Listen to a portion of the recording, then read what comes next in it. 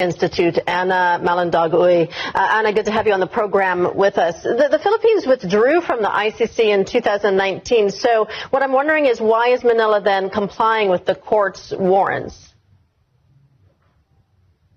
Thank you so much, Rachel, for having me in your program. And actually, that is really the basic question that many Filipinos I think many Filipinos, even more than majority of Filipinos, is asking, why is it that the current government of Marcos Jr.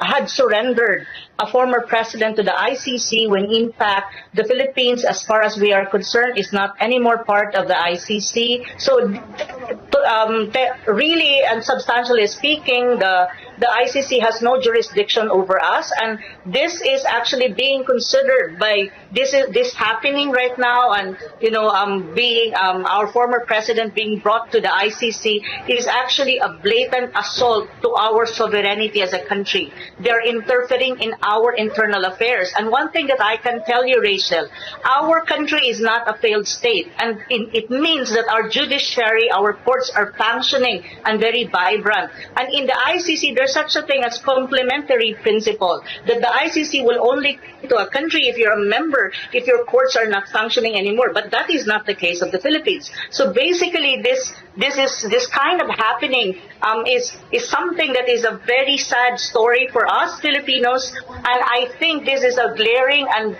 a blatant assault to our sovereignty as a country. But even then, the question really also among the minds of Filipinos is, why is it that the Marcos administration has cooperated with the ICC? But of course, this is very much related to domestic politics that is going on in the country. As you can see, politically speaking, there's this ongoing feud between the Marcoses and the Dutertes, and I think the Marcos Jr. administration has weaponized the ICC against the Dutertes. Duterte called the ICC arrest warrant unjustified because he said his war on drugs restored peace to the nation. What do you make of that argument?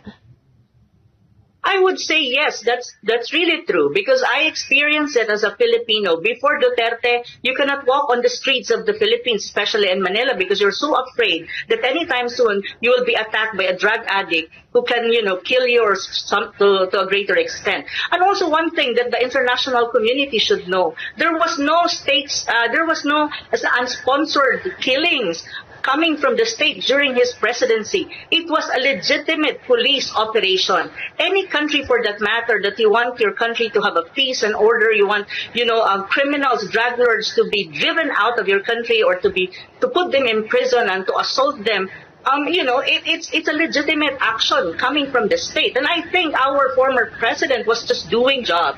So this is really the case of the matter. And as a Filipino, I really experienced it that during the time of President Duterte, our peace and order situation in the whole country and the drug problem was lessened to a greater extent. It was not necessarily eradicated 100%, but to a greater extent, I think the Filipino people were able to enjoy the streets without fear, because we know that we have a president at that time who really cares for our welfare and who is really, really strong in combating criminalities, especially drug problem and the drug lords. So that is really the case. I'm speaking not even, I'm speaking as a Filipino who experienced all of these things during the time of President Duterte. So it's really a really sad event right now, and so many Filipinos in the Philippines right now are on the streets clamoring for our former president to be brought back to the Philippines, because he's already 80 years old as well. He's quite too old. Okay, we're going to leave it there. Vice President of the Asian Century Philippines Strategic Studies Institute, Anna Malandagui. Anna, thank you.